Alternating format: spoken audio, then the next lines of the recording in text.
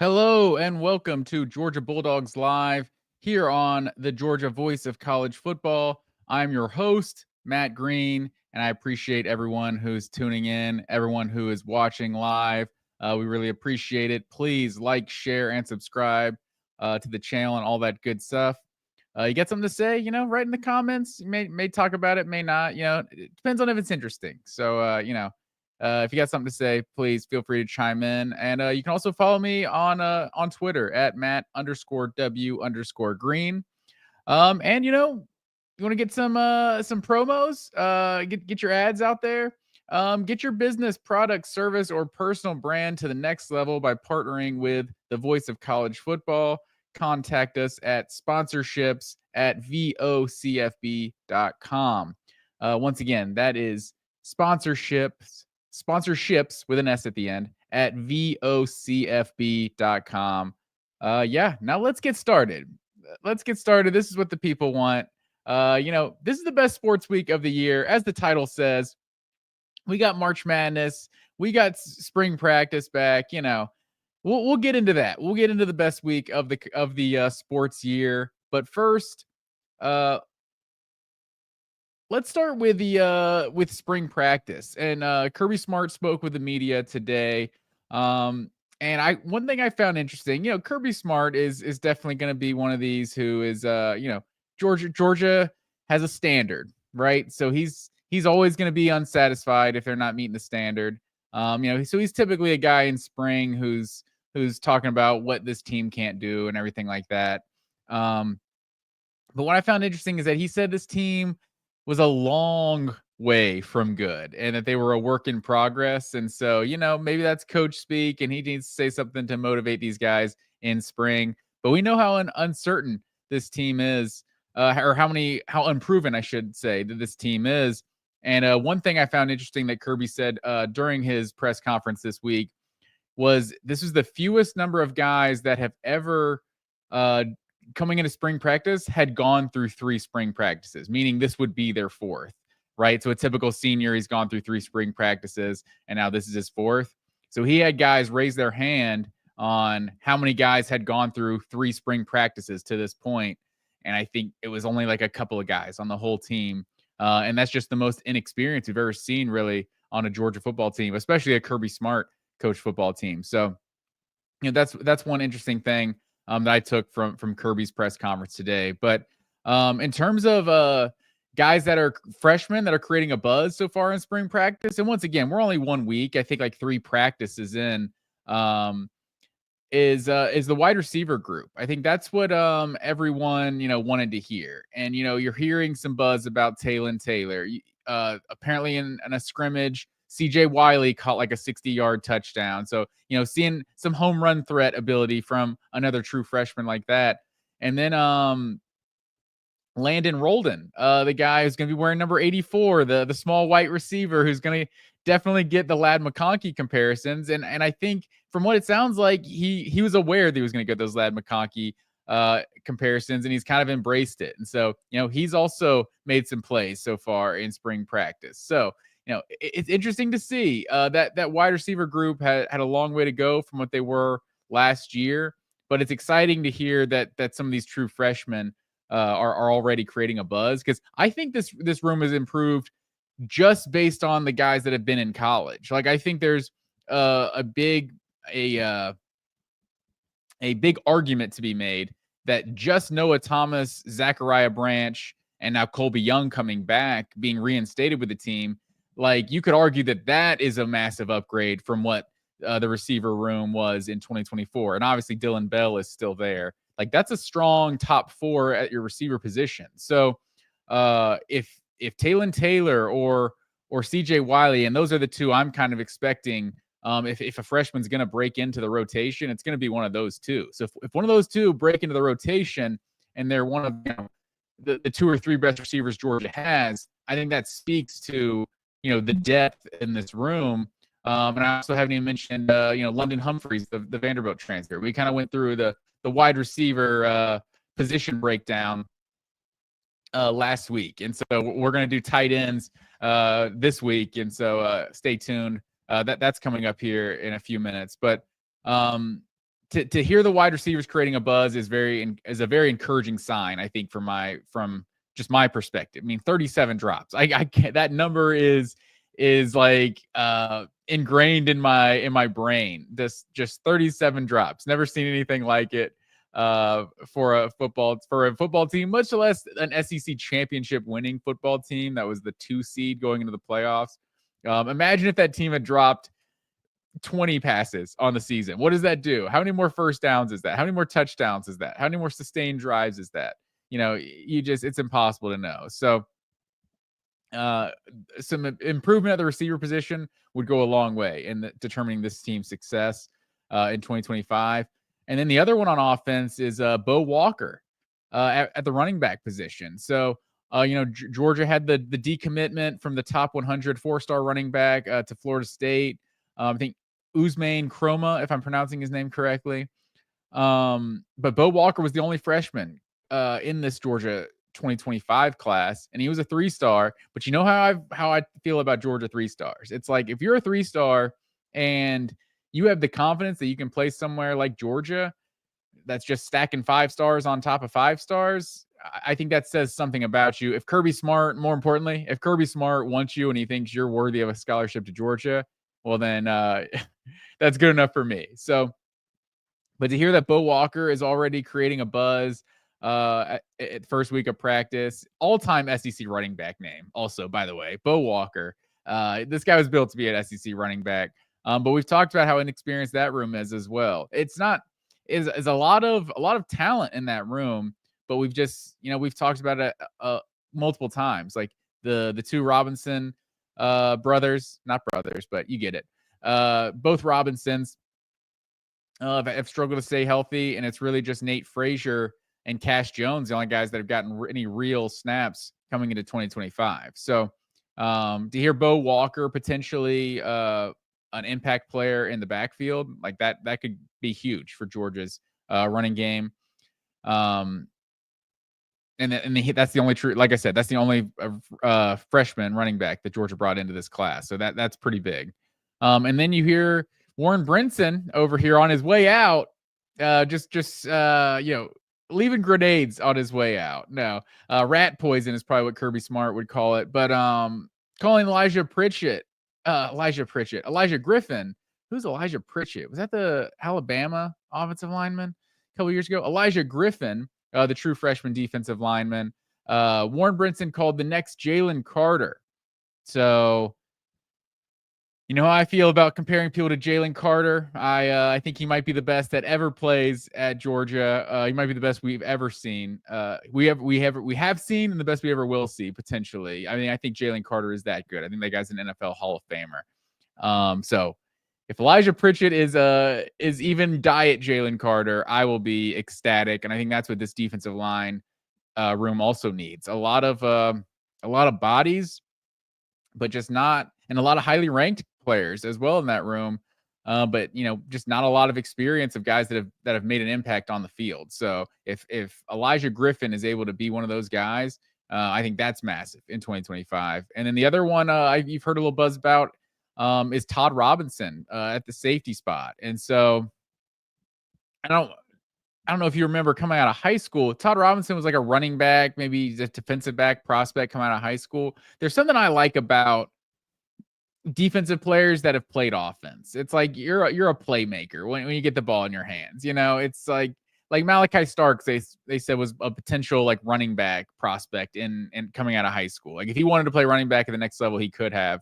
I will say I didn't necessarily see that in terms of his punt return abilities. Malachi Starks never really did much with his opportunities at returning punts, but I want to see those guys. They're just dynamic playmakers, and so a guy that's got some offensive ability, and apparently he's a little more polished, a little like better instincts at the safety spot than the coaching staff expected. So, it's good to hear something about Todd Robinson this early, and that's not necessarily an unproven room, but it's a lot of guys with experience that have transferred into that room. But it's definitely going to look new without Dan Jackson and Malachi Starks this year. But KJ Bolden coming back, started basically every game of the season last year, played starter minutes every game this season last year. So he should have a big upgrade in 2025 as well. So I think it's just been a week of spring practice so far, but I think all of those are some encouraging signs. Some of the rooms that you want to hear, like, okay, this needs to improve if Georgia's going to improve in 2025, and you're hearing that exact thing. So that's definitely an encouraging sign. Another update from this past weekend, huge recruiting weekend at the University of Georgia. Um, Josh Newberg and Steve Wiltfong, two national recruiting analysts, they discussed a little bit about the big time visits that Georgia had this weekend. I think the first and foremost, it's all about Jared Curtis. I mean, that guy, I don't remember the last time Georgia was really in like the 5-star quarterback sweepstakes, if you will. Like it seemed like for a while there, Georgia was signing a 5-star quarterback every year, whether it was Eason and then Fromm and then Justin Fields. And then I feel like am I forgetting someone else? JT Daniels was a former 5-star. Vandegrift was a 5-star. But it's been a couple years, and maybe some of those guys weren't actually 5-stars like they were billed to be coming out of high school. There's also that. But Jared Curtis is massive. And obviously he was once committed to Georgia. And there was something about when he decommitted from Georgia, it felt like he was clearly keeping the door open. And so, that's an encouraging sign. Interestingly enough, Steve Wiltfong has felt like Oregon had the lead going into this weekend at Georgia. And Curtis spent 3 full days at Georgia, which I think is just massive. Like he was really getting the full rundown of what it would be like to be a student athlete at Georgia. And I think that's massive. I think his mom is quoted like she does not envy the decision that Jared has to make. And I don't know how some of these guys make the decisions they're going to make. It was hard for me to make the decision of, do I go to Georgia Southern, or do I go to Georgia College or North Georgia? Like that was a tough decision to be made when no one was actively trying to sway me one way or the other. So if being wined and dined by Oregon and by Georgia, I'm sure they both have a lot of awesome things going on, and it's almost impossible to make a decision like that. But I think in today's era of college football, it's so much of it is going to be about NIL and everything. And so I think a lot of Georgia fans, once they hear they're in kind of a sweepstakes, a bidding war, if you will, that immediately starts to, they start to get a little pessimistic about their chances of landing a recruit. Not that Georgia's not spending money on recruits, but just because it seems like when there's a highest bidder situation, those are kind of the only situations where Georgia misses out on recruits. Like, not that they get everyone that they want, but damn, Kirby gets a lot of the guys he wants. And so Jared Curtis, his relationship with Mike Bobo goes back a long way. That's talked about a lot. One thing is the guy's from Nashville, and going all the way to Oregon versus going to Athens, that's a huge difference in proximity to home. And so, a lot of these guys don't care as much these days about going across the country to go to college. So, maybe that doesn't matter, but maybe that's just in the back of their heads, back of Jared Curtis's head, that all things equal, one of these is literally across the country, and one of these is like 4 hours from my parents' house. That sort of thing might sway his decision. So I think he sounds like he's on commit watch. From what I hear, kind of reading the tea leaves, it doesn't sound like this one's going to go much longer. And personally, I think, and I don't know if that means a week or if that means a month, 2 months. Like, I don't actually know, but I think from what everyone has said, a decision is likely to be made before the season. It's almost guaranteed to be made before the season. You're seeing most guys, June and July is kind of the new period that everyone likes to commit. Get that over with before your senior year. But he feels like, from what I hear, it's down to Oregon and Georgia. So he's made officials to both of those schools, and he's kind of weighing his options at this point. And I think as a quarterback also, I think there's a huge advantage to, just getting the hay in the barn, right? And just you're kind of the leader of the class. And if a 5-star quarterback, number one quarterback in the country, is now on the commit list of any school, that school becomes a lot more attractive to a lot more players. And so I think you kind of see that lots of times the quarterbacks kind of being incentivized to commit early and start to, be that leader of the class. And so I would be willing to bet, and once again, this is just speculation. I would be willing to bet that this guy is committed somewhere, by the end of April. I think he seems like one that, like, all the information that he could gather has been gathered, and now it's just a matter of making a decision. And I personally think the sooner a decision is made, the better I feel for Georgia. And once again, that's speculation, just a vibes thing, but it feels like kind of what I alluded to earlier. Kind of the longer it goes, maybe the NIL package is getting sweetened a little more. Maybe you found a condo for the parents. Maybe you did whatever it takes to land a recruit. Whereas if if it's all about business and he just wants to get committed and start building the class, it feels like that feels better from the tea leaves perspective of Georgia's chances. So Jared Curtis, biggest recruit in this 2025 class, or 2026 class, I should say, that we're definitely watching for a commitment for. The other guys, part of this recruiting weekend, Jackson Cantwell is another one too, number one offensive lineman in the country. Like, Drew Rosenhaus apparently is this guy's agent, like the Drew Rosenhaus. So, I'm not crossing my fingers that Georgia's going to be able to pull number one offensive lineman in the country out of Missouri. That's going to have a kind of a bidding war, probably David Sanders situation. Because believe what you want. That's the one thing that sucks about this whole NIL thing is so much of it's hearsay. We don't know. Oh, this guy's NIL evaluation is X amount of money, but we don't know that anyone's actually paying him that amount of money. So you never know with these situations. But according to Rusty Mansell, one of the most plugged in people in the business, David Sanders was 100% like, Georgia was on his short list, but the money was nowhere close to what David Sanders thought he was worth. And Georgia kind of quickly, fell out of that top group. So, that remains to be seen, but that's kind of what I mean. And so for Georgia to be this close with a guy like Jared Curtis, you got to feel encouraged with a big time 5-star like that. And then keeping it moving with other guys that were visiting this weekend. Rodney Dunham, a 5-star edge rusher out of North Carolina, apparently came away kind of blown away by Georgia on this visit, just with everything he saw with Athens, with how this team practices. Number one player out of the state of North Carolina. So to get him on campus, that's a big one. You've seen how Georgia recruits the defensive side of the ball. Man, it is a pretty absurd that each year you got like 4 or 5-stars, and they all seem to be 5-star linebacker, 5-star edge, 5-star D lineman. That's just what Georgia does. 5-star corners, 5-star safeties. It's usually on that side of the ball. Elias Williams is kind of the I think the first offensive 5-star they've signed in a couple classes. And Taylor I think became a 5-star at the end of this class as well. So they brought in a couple on offense this year. But yeah, Rodney Dunham, edge rusher out of North Carolina. You've seen Tennessee have a lot of success in North Carolina in recent years, and Georgia's obviously had plenty of success. Todd Gurley, Zamir White, Jordan Davis. So Georgia's had their fair share of success. Keith Marshall getting guys out of the state of North Carolina.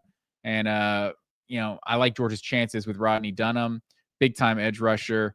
And another guy, Nick Abrams, 4-star linebacker out of Maryland, was also on this Georgia recruiting visit this weekend. So, apparently he has a July commitment date already set. So I don't know if that's like his birthday or something like that, but I saw it listed when I looked at his profile on 24/7. So, or on 3, one of the two.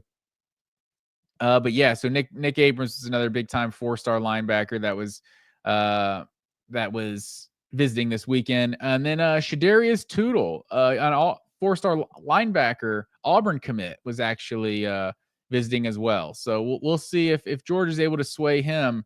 But that's another name to look out for on the recruiting trail. So, and then in terms of the ultimate prize in the recruiting game is getting commits. The buzz and reading the tea leaves is nice and everything, but Brady Marchese, the wide receiver out of Cartersville, 3-star, you know, who knows what to think. I've told you before, when a 3-star commits to Georgia, especially a guy committing this early, I tend to trust Kirby Smart. If this guy's good enough to get an offer from Georgia, and he feels that, solid, that he can compete at that level, then I automatically think he's a little bit better than a 3-star. So maybe that's my bias.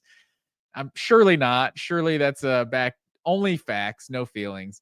But yeah, so Georgia I think he's the 7th commit in Georgia's class so far. I actually don't have Georgia's 2026. Let me get this 2026 commit list up here. So yeah, that's Georgia's 6th commit of the 2026 class. So another 3-star, third 3-star recruit in this class. But Cartersville's been a powerhouse in the state of Georgia for several years now. So getting a guy from a program like that, never a bad thing. And we got some activity here in the live chat. Jackson Johnson, what's up, Bulldog Nation? Jackson, I appreciate you tuning in live, sir. Go Dogs, sir. All right. So let's move on to the next topic in our show today. And that's what we've been doing each week here, our position preview. And we're going to go position by position this offseason and previewing, what to expect at that position. And we're going to start with, or we should start today on our position by position preview. We are going to look at the tight end position. So here, let me hold on one second. I'm trying to pull up stats here. Should have been more prepared. I apologize for my listeners here. Okay, I got the receiving numbers in front of me. Okay, let me start that over for you folks listening here at home. 2025 position preview. We're doing the tight end position today.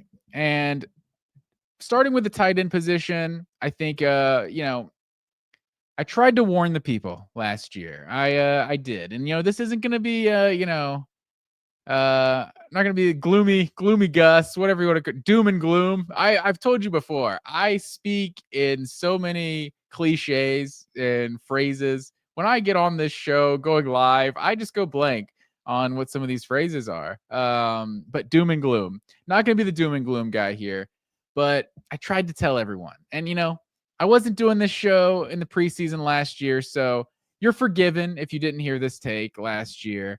But I tried to tell everybody, like Georgia's tight end room, Georgia's tight end all this and that. And I tried to tell everybody, I don't care how good the tight ends are in 2024. They're not going to be Brock Bowers. They're just, folks, prepare yourself. We're not going to see another Brock Bowers. Like I was saying with Jalen Carter, like I have an untouchable list. This is my untouchable list. I'll remind the folks at home. My untouchable list is Todd Gurley, Andrew Thomas, Jalen Carter, and Brock Bowers. You might throw Roquan Smith in there. That's probably the best linebacker I'll ever see play at Georgia. But damn, Nakobe Dean was pretty damn close. Nakobe Dean was damn good at that linebacker spot. But those are the 4 guys: Todd Gurley, Andrew Thomas, Jalen Carter, and Brock Bowers. I just basically don't compare any guys to those. Those are the generational talents I think I've seen in recent years, in the last decade at Georgia. I mean, if you want to go back further, obviously you can talk about like Champ Bailey and stuff like that, Herschel Walker. But we're not going back that far. Those are the guys in recent history that's like, I don't care. How good is he? Next Andrew Thomas? Yeah, we'll see. We'll see about that. And obviously there's big time players that come out every year. But in terms of just comparing Georgia guys to a Todd Gurley, I'll believe it when I see the next Todd Gurley. So Brock Bowers, I just tried to tell anyone who listened, because it was this thing with the Georgia fan base for the longest time. Like, we need to get our tight ends involved, not throw my dad under the bus. but gentlemen of a certain age feel like a lot of older guys just like, "Wow, I feel like we don't get the tight end involved enough. We don't get the tight end involved." And it's my rebuttal to that was always, when is the tight end ever the best player on the team? I don't really ever want the tight end to get more touches than your best wide receivers. There's almost never a time where your tight end is better than your best receivers. There's very few tight ends that are that good. Even the best tight ends oftentimes have a receiver that's very good. Even when you got Heath Miller on your team or something, you also got Antonio Brown out wide. Just a random example I just thought of. But like Arthur Lynch was good. Orson Charles was good. Isaac Nada was good. Those guys weren't better than the best receiver on the team. So I just never really understood Georgia fans' obsession with the tight end. It wasn't until Brock Bowers that a tight end was truly the best player on the offense. So yeah, if a tight end is going to be the best player on the offense, we need to be giving the tight end the ball more than everyone else. And frankly, that's just a super rare occurrence. Like even Travis Kelce in some of his great years, like you had Tyreek Hill, you've had other receivers.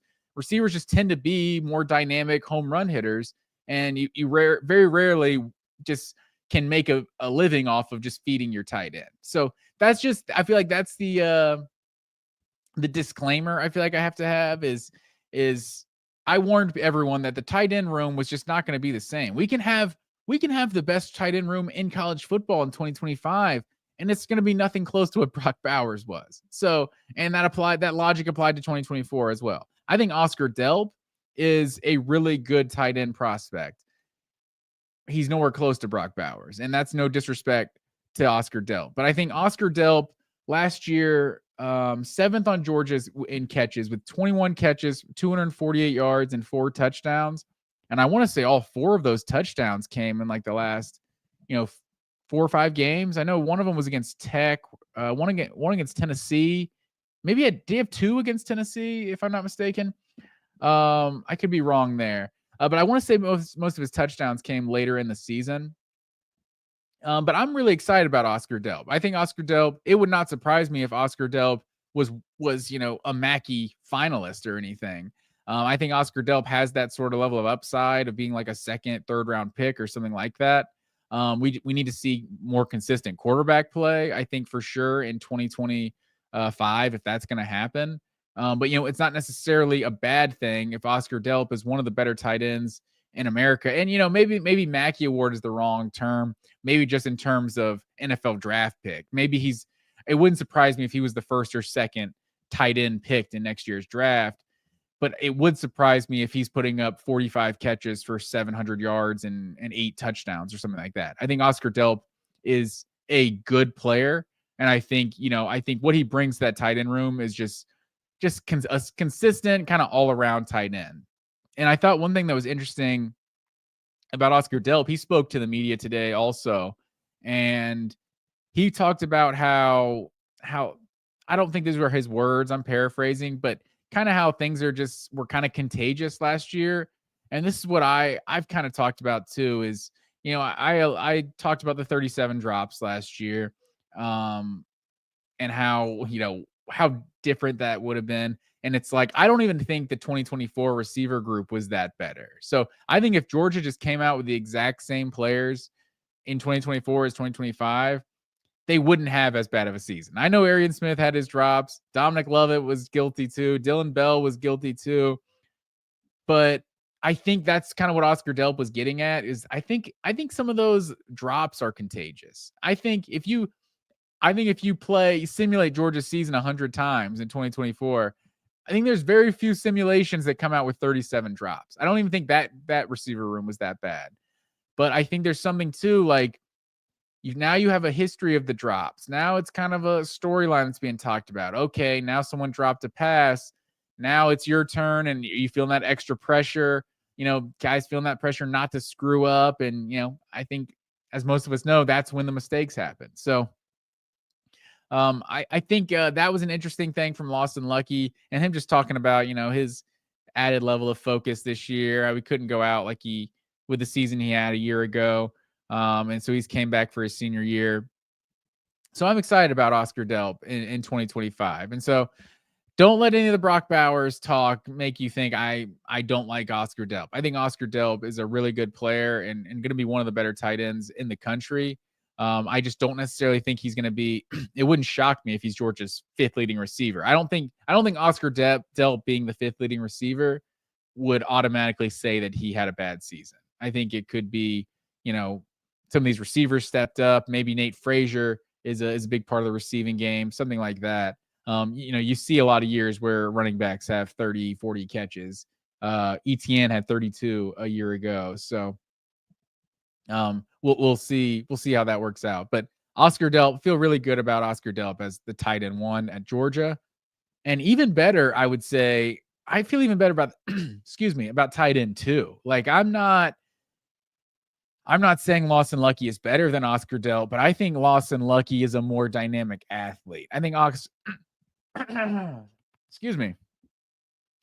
I think Oscar Delp is like that all around kind of balance, big body, solid blocker, solid receiver. Lawson Lucky feels a little bit more like just the straight receiving the receiving tight end. Like you saw the great catch he made on the sideline in the Texas game. Like that's an athletic play that not a lot of tight ends can make. So I'm excited about Lawson Lucky this year. He has had his injury issues as well, but he actually had more. I don't even think I realized this. 100 more yards than Oscar Delp a year ago. Delp was 21 for 248 and 4 touchdowns. Lucky was 24 for 348 and 3 touchdowns. So I don't think I realized that Lucky was actually more productive than Delp was a year ago. Also 14 and a half yards per catch compared to Delp at 11.8. But I think Lucky is. I think if there is that Georgia receiver or tight end that goes off for 600-700 yards and is truly one of the go-to receiving options, I think Lucky is actually the contender to do that more than Oscar Delp.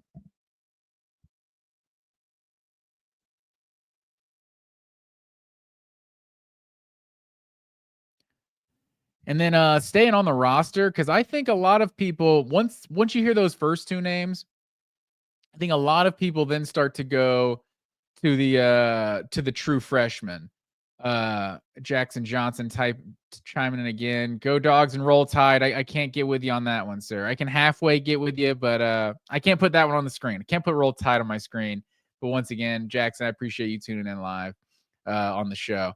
Please like, share, and subscribe to the channel. But yeah, like I said, I think a lot of people, when they think Georgia's tight end room, they think Oscar Delp, they think Lawson Lucky, and then they think about these two true freshmen coming in. And that kind of tends to be like the curse that is UGA recruiting. Like you know about the proven guys that have been there on campus for a few years. You know about the incoming freshmen that were so highly touted.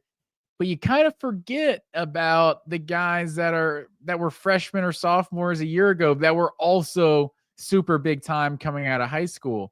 And Jaden Riddell is that guy. Like coming out of high school, Lawson Lucky was 150 something, I think, in the composite ranking. 153 Lawson Lucky was in the 24/7 composite ranking. Oscar Delp was 100 in that ranking. Jaden Riddell was 69. So Jaden Riddell was ranked higher than any of these guys. And so Jaden Riddell, big time recruit coming out last year. And so, maybe he's a guy who's able to get on the field next year and be an impact player. So I think some Georgia fans might be sleeping on him, myself included, because I am so excited about these true freshmen that are coming in that tight end room. Elias Williams, like I said, talking about the other those that composite ranking coming out of high school, Elias Williams is the 29th ranked player in the country coming out.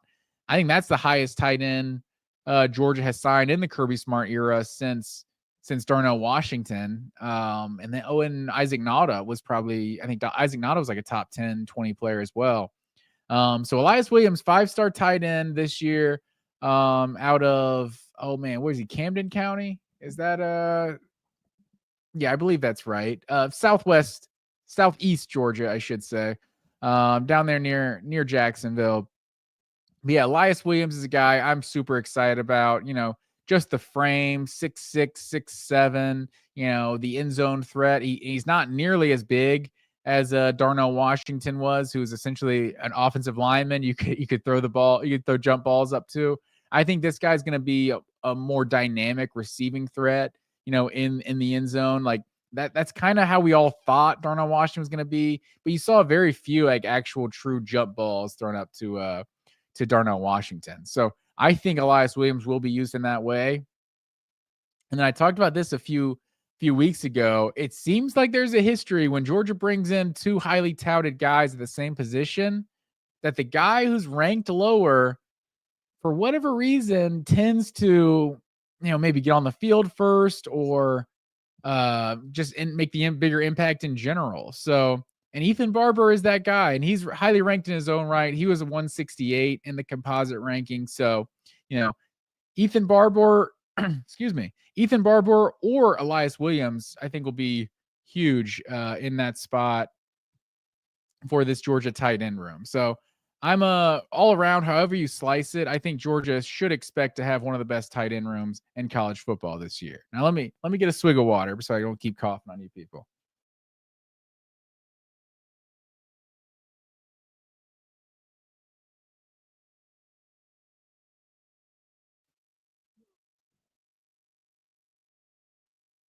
All right, there we go. Sorry about that. Our last topic of the evening, like I said, well, let's split this in two. It is the best sports week of the year, ladies and gentlemen. That is what I'm here to tell you. March Madness is back, baby. And even better, Georgia Bulldogs are a part of it this year. But it got me thinking, like, I'm a huge college football fan, obviously. I think you people know that.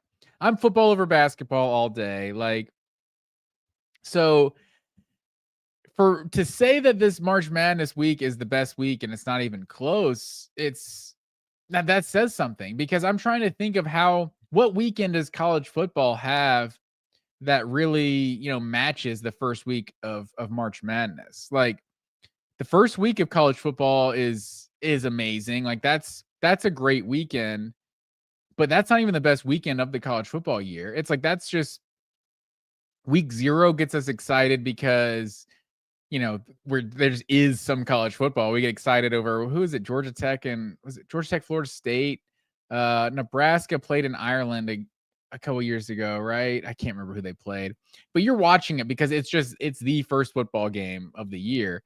And week 1 always gives us a couple marquee games, but it is kind of a couple marquee games. You get like 3 or 4 games you're interested in, and then the rest of the slate is just a bunch of cupcakes. So I definitely wouldn't call the first week of the season by any means the best week of the year of the year.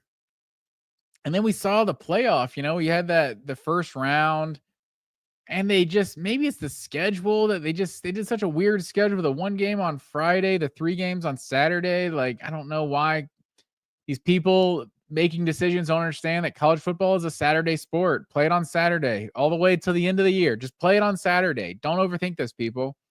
And I felt like there wasn't that same buzz. Obviously there's only 4 games on that weekend, and then 4 games the next weekend on the round of 8.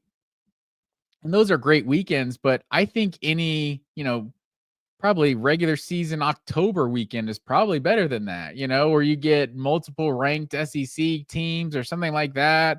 Like, those regular season games, I think you would probably pick a regular season week that would, if you're talking the best college football weekend of the year, you'd probably go find, the best regular season slate of the year, and you would pick that. Like, the conference championships are great, but once again, it's a light slate. And I think that's why nothing compares this March Madness, where you're going to get 32 games on Thursday and Friday. And it's just, they call it March Madness for a reason. It is just nonstop action.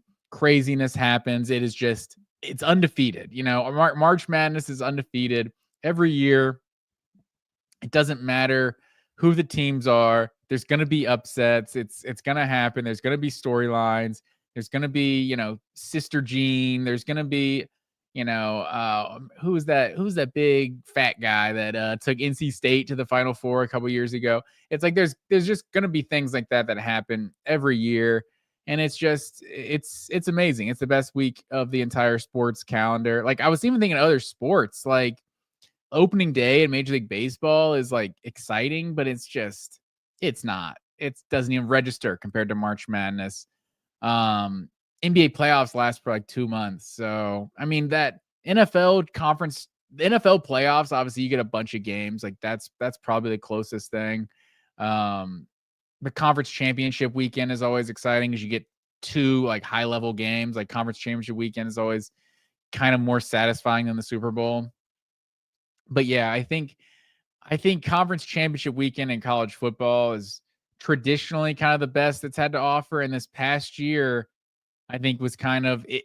It was the biggest casualty of the expanded playoff. Like we had number 1 versus number 3 in the Big Ten championship. We had number 2 versus number 4, 2 versus number 5 in the SEC championship.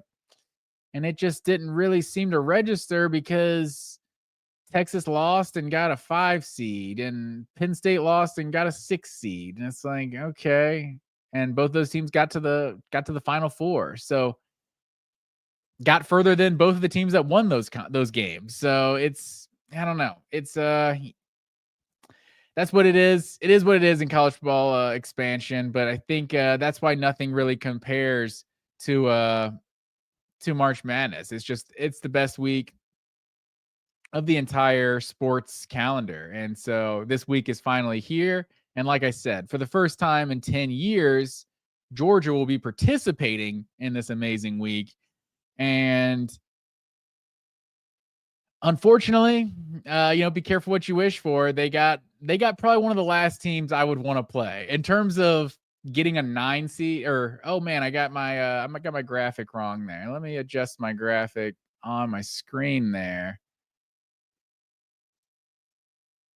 Oh, Georgia is the 9 seed and Gonzaga is the 8 seed. So there we go. I can adjust my graphic. There we go. So Gonzaga is the 8 seed, Georgia's the 9 seed. And so just in terms of the 8 seed you'd have to play, I would prefer not get the 8 seed who's been one of the more consistent programs in all of college basketball. I think I saw they've been to 9 straight Sweet 16s coming into this. Mark Few's been there like 30 years at this point. It's not that long, but at least 20, like probably closer to 25. But Mark Few, he's an institution at Gonzaga, and Gonzaga is just one of those teams. They're here every March, and they come to play every March. And Georgia's brand new to this thing. So Mike White, I feel like, has gotten a lot of criticism throughout the year, and I think he's kind of showing that this program is it's on a consistent level of improvement. And so I feel like you have to be encouraged what you've seen from this program, especially sorry, I'm trying to do 2 things at once here. You look at this Georgia program and what it's been, like what Mike White like took over at Georgia, and it's just, this was not one of the worst programs in the SEC. It was the worst program in the SEC. Like, I don't know how many years in a row Georgia finished at the very bottom of the SEC, but there were several years in a row there. And so I think you look at what this 2024, 2025 team is, the one silver lining, I think, is that the SEC this year is basically the greatest conference in the history of college basketball. So I feel like that's the one silver lining, is that there's a chance that all the teams that came out of the SEC, there's no argument that they're more battle tested than the other teams coming out of the other conferences. But is that important? That's what remains to be seen. But there's no doubt that they've played vastly more games against top tier 1 opponents and all of that. Oh yeah, but looking at Georgia under Tom Crean, finished 11-21, 16-16, 14-12, and then 6-26, 1-17 in the conference that year. So Mike White just consistently 16-16 year 1, 20-17 year 2, now 20-12 in year 3, just consistently bringing this program back. So man, we might be talking differently if Georgia doesn't find a way to win that Florida game. That would have just been the ultimate, just laying an egg after being up almost 30, I think, in the first half on Florida. I think they were up 28, I think 26, as much as 26 or 28, I think, in the first half of that game. And Florida comes all the way back, takes the lead in the final minute. But Georgia, Blue Cane hits the 3 to go ahead, and Georgia finds a way to win. That was really the game that turned around the whole season. And Georgia was able to finish strong. So now they're sitting at a 9 seed in the tournament, which is the highest seed they've actually had since 2002, when they actually won the regular season, when they were a 3 seed, and actually won their SEC regular season champs before the 2003, the scandal with Tony Cole and all that. We won't get into all that, but they were a 10 seed back in 2015, lost to Michigan State, a 10 seed back in 2011, lost to Washington in the first round. I think Isaiah Thomas on that team.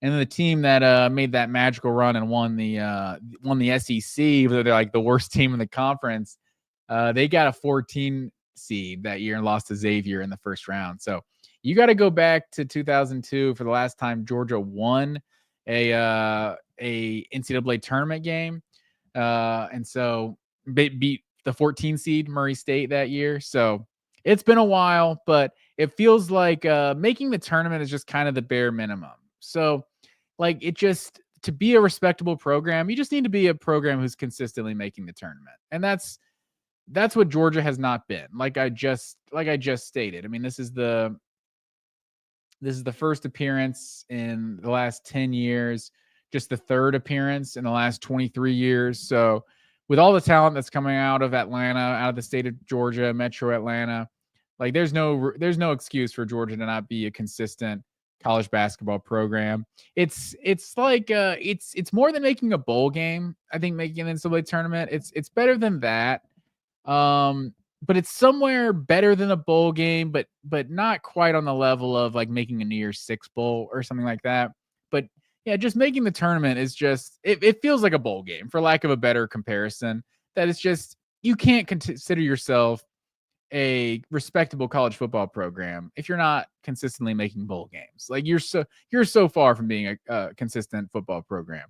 And that's kind of how the tournament feels. If you're not going to like 3 or 4 tournaments every 5 years, you're not really a legitimate college basketball program. And so I think that's a reasonable standard for Georgia to be at. Like they should be a program that expects to make the tournament every year. But you know, a lot of people were talking about Houston. Oh, they got Houston in the second round. Maybe if they don't even think about Houston, Houston might as well not even exist.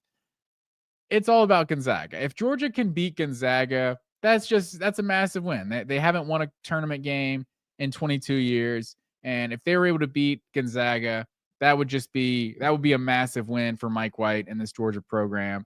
So I'm here for it. Like I said, best week of the entire entire sports year, sports calendar, and specifically Thursday and Friday. Thursday and Friday are my favorite days of the whole year, with Thursday kind of being an edge on Friday just because it's first. Like the Thursday games, it feels like one of those noon games. We get a buzzer beater like early on, and we just get some sort of craziness within the first 3 or 4 hours of the tournament. We always get something. So like I said, NCAA tournament is undefeated. So I'm excited that Georgia is finally part of it again. But I appreciate everyone who tuned in live this week, and everyone who's watching here on YouTube. Once again, Get your business, product, service, or personal brand to the next level by partnering with the voice of college football. Contact us at sponsorships@vocfb.com. Once again, I appreciate everyone tuning in. Please like, share, and subscribe to the channel. And as always, go Dogs.